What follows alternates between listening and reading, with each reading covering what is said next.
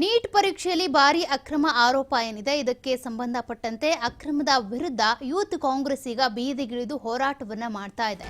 ಸರ್ಕಾರದ ವಿರುದ್ಧ ರಾಹುಲ್ ಗಾಂಧಿ ವಾಗ್ದಾಳಿ ನಡೆಸಿದ್ದಾರೆ. 24 ಲಕ್ಷ ವಿದ್ಯಾರ್ಥಿಗಳಿಗೆ ನ್ಯಾಯ ಕೊಡಿಸಬೇಕಿದೆ. ಹೀಗಾಗಿ ಹೋರಾಟ ಮಾಡಲೇಬೇಕು. ಮೋದಿ ಪ್ರಧಾನಿಯಾಗಿ ಇನ್ನೂ ಅಧಿಕಾರ ಸ್ವೀಕಾರ ಮಾಡಿಲ್ಲ. ಇಷ್ಟರಲ್ಲೇ ಬಹುದೊಡ್ಡ ಹಗರಣ ಬೆಳಕಿಗೆ ಬಂದಿದೆ. 2024ರ ಲೋಕಸಭಾ ಚುನಾವಣೆಯ ಫಲಿತಾಂಶ ಜೂನ್ 4ರಂದು ಬಂತಲ್ಲ, ಅವತ್ತೇ ನೀಟ್ ಪರೀಕ್ಷೆಯ ಫಲಿತಾಂಶ ಕೂಡ ಪ್ರಕಟ ಆಯಿತು. ಅದಕ್ಕೆ ಸಂಬಂಧಪಟ್ಟಂತೆ ಅಕ್ರಮ ಕೂಡ ನಡೆದಿದೆ. ಆ ಆರೋಪಕ್ಕೆ ಈಗ ಅದರ ವಿರುದ್ಧ ಹೋರಾಡೋದಕ್ಕೆ ಅಂತ ಯೂತ್ ಕಾಂಗ್ರೆಸ್ ಬೀದಿಗಿಳಿತಾ ಇದೆ. ನೊಂದ ವಿದ್ಯಾರ್ಥಿಗಳ ಪರವಾಗಿ ಧ್ವನಿಯಾಗ್ತೇನೆ, ಸಂಸತ್ನಲ್ಲೇ ಈ ಬಗ್ಗೆ ನಾನು ಧ್ವನಿ ಎತ್ತೀನಿ ಅಂತ ರಾಹುಲ್ ಗಾಂಧಿ ಅವರು ಪ್ರತಿಕ್ರಿಯೆ ಕೊಟ್ಟಿದ್ದಾರೆ. ಈಗಾಗಲೇ ರಾಹುಲ್ ಗಾಂಧಿ ಅವರು ಸೇರಿದಂತೆ ಯೂತ್ ಕಾಂಗ್ರೆಸ್ನ ಒಂದಷ್ಟು ನಾಯಕರೇನಿದ್ದಾರೆ ಈ ನೀಟ್ ಪರೀಕ್ಷೆಯಲ್ಲಿ ಆಗಿರುವಂತಹ ಅಕ್ರಮದ ವಿರುದ್ಧ ಹೋರಾಟ ಮಾಡೋದಕ್ಕಿಂತ ಬೀದಿಗಿಳಿದಿದ್ದಾರೆ. ಜೂನ್ 4ರಂದು ಫಲಿತಾಂಶ ಪ್ರಕಟವಾಯ್ತಲ್ಲ, ಅದರಲ್ಲಿ 67 ಜನರಿಗೆ ಫಸ್ಟ್ ರ್ಯಾಂಕ್ ಬಂದಿರುವಂಥದ್ದು. ಗ್ರೇಸ್ ಮಾರ್ಕ್ಸ್ ಅಂತ ಬಂದಾಗ ಬೇಕಾಬಿಟ್ಟಿಯಾಗಿ ಬೇಕಾದಂಥವರಿಗೆ ಗ್ರೇಸ್ ಮಾರ್ಕ್ಸ್ ಕೊಟ್ಟಿರುವಂಥದ್ದು. ಚೆನ್ನಾಗಿ ಓದಿ ಎಕ್ಸಾಮ್ ಬರೆದಂಥವರಿಗೆ ಇದರಿಂದಾಗಿ ಅನ್ಯಾಯ ಆಗಿದೆ. ಅದೇ ರೀತಿಯಾಗಿ ಪ್ರಶ್ನೆ ಪತ್ರಿಕೆ ಕೂಡ ಎಕ್ಸಾಮ್ಗಿಂತ ಮುಂಚೆನೇ ಲೀಕ್ ಆಗಿತ್ತು ಅನ್ನುವಂಥ ಆರೋಪ. ಇದೆಲ್ಲವನ್ನ ಇಟ್ಕೊಂಡು ಈಗಾಗಲೇ ಎಕ್ಸಾಮ್ ನಡೆಸಬೇಕು ಅಂತ ನೀಟ್ ಪರೀಕ್ಷೆ ಬರೆದಂತಹ ಅಭ್ಯರ್ಥಿಗಳೇನಿದ್ದಾರೆ ಅವರು ಕೂಡ ಹೋರಾಟಕ್ಕೆ ಮುಂದಾಗಿದ್ರು. ಹಾಗಾಗಿ ಅವರಿಗೆ ಧ್ವನಿಗೂಡಿಸೋದಕ್ಕೆ ಅಂತ ರಾಹುಲ್ ಗಾಂಧಿ ಅವರು ಕೂಡ ವಾಗ್ದಾಳಿ ನಡೆಸಿದ್ದಾರೆ. ಯೂತ್ ಕಾಂಗ್ರೆಸ್ನ ವತಿಯಿಂದ ಈಗಾಗಲೇ ಹೋರಾಟಗಳು ಕೂಡ ಶುರುವಾಗಿದ್ದಾವೆ. 24 ಲಕ್ಷ ವಿದ್ಯಾರ್ಥಿಗಳಿಗೆ ಅನ್ಯಾಯ ಆಗಿದೆ. ಅಕ್ರಮದ ಪರೀಕ್ಷೆ ಏನಿದೆ ಇದಕ್ಕೆ ಸಂಬಂಧಪಟ್ಟಂತೆ ನ್ಯಾಯ ಸಿಗಬೇಕಿದೆ. ಹಾಗಾಗಿ ನಾನು ಇದಕ್ಕೆ ಸಂಬಂಧಪಟ್ಟಂತೆ ಸಂಸತ್ನಲ್ಲೇ ಧ್ವನಿ ಎತ್ತೀನಿ ಅಂತ ರಾಹುಲ್ ಗಾಂಧಿ ಅವರು ವಾಗ್ದಾಳಿ ನಡೆಸಿದ್ದಾರೆ. मिलने के लिए आज हम लोग ने लड़ाई लड़ना है।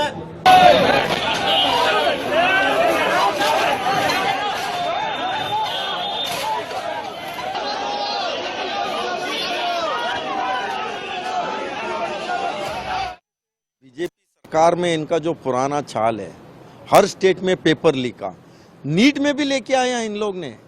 जो 24 लाख बच्चे ने एग्जाम दिया है पूरा देश में, उनका सपना है डॉक्टर बनना, इस देश में डॉक्टर बन के सेवा करने का।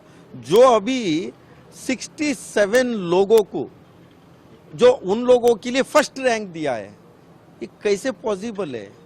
67 फर्स्ट रैंक कैसे आ सकता है? पहली बार देखने को मिल रहा है। और एक ही सेंटर से 8 बच्चे उसमें है, सीरियल नंबर जस्ट 2-3 आगे पीछे है।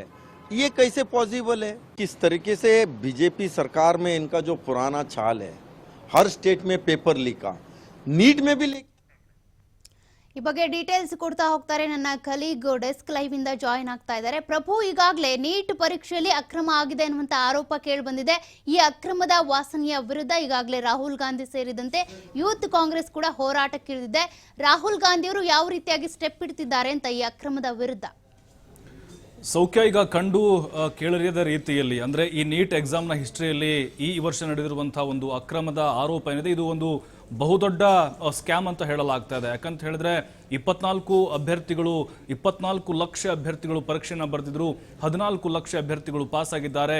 ಸಾಕಷ್ಟು ಅನುಮಾನಗಳಿಗೆ ಕಾರಣ ಆಗ್ತಾ ಇದೆ ನೀಟ್ ಪರೀಕ್ಷೆಯಲ್ಲಿ ನಡೆದಂತಹ ಕೆಲವೊಂದಿಷ್ಟು ಬೆಳವಣಿಗೆಗಳು. ಅದರಲ್ಲೂ ರಾಹುಲ್ ಗಾಂಧಿ ಸೇರಿದಂತೆ ಸಾಕಷ್ಟು ಜನ ಕಾಂಗ್ರೆಸ್ ನಾಯಕರು, ಸಿದ್ದರಾಮಯ್ಯ ಆದಿಯಾಗೆ ಸಾಕಷ್ಟು ಜನ ಕಾಂಗ್ರೆಸ್ ನಾಯಕರು ಈಗ ಇದರ ವಿರುದ್ಧ ಧ್ವನಿ ಎತ್ತಾ ಇದ್ದಾರೆ.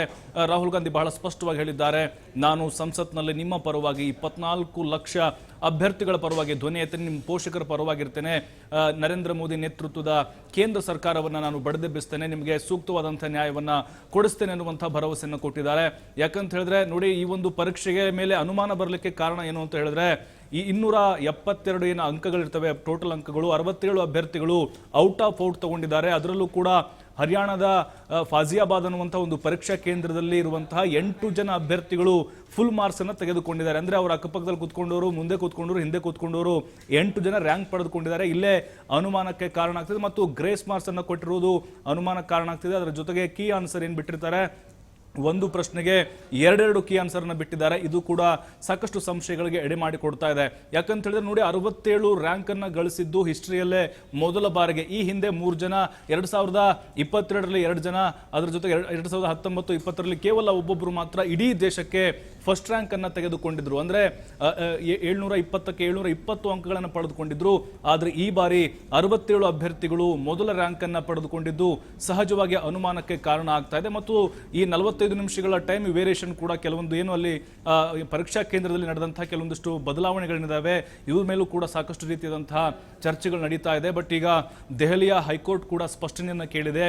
ರಾಷ್ಟ್ರೀಯ ಪರೀಕ್ಷಾ ಕೇಂದ್ರಕ್ಕೆ ಇದ್ರ ಬಗ್ಗೆ ಸ್ಪಷ್ಟನೆ ಕೊಡಿ ಅಂತ ಹೇಳಿ. ಅದರ ಜೊತೆಗೆ ಸಾಕಷ್ಟು ಅಭ್ಯರ್ಥಿಗಳು ಕೋರ್ಟ್ ಮೊರೆ ಹೋಗಿದ್ದಾರೆ. ಮತ್ತು ಈಗ TNE ಏನಿದೆ, ರಾಷ್ಟ್ರೀಯ ಶಿಕ್ಷಣ ಒಂದು ಸಮಿತಿ ಏನಿದೆ, ಅದು ಕೂಡ 4 ಸದಸ್ಯರ ಸಮಿತಿ ರಚನೆ ಮಾಡಿ ತನಿಖೆಗೆ ಒತ್ತಾಯವನ್ನು ಮಾಡಿದೆ. ಬಟ್ ಈಗ ಕಾಂಗ್ರೆಸ್ ಒತ್ತಾಯ ಮಾಡ್ತಾ ಇರೋದು ಸುಪ್ರೀಂ ಕೋರ್ಟ್ನ ಒಂದು ಮೇಲ್ವಿಚಾರಣೆಯಲ್ಲಿ ಇದರ ಬಗ್ಗೆ ಕಂಪ್ಲೀಟ್ ಆದಂತಹ ತನಿಖೆ ಆಗಬೇಕು ಅಂತ ಹೇಳಿ.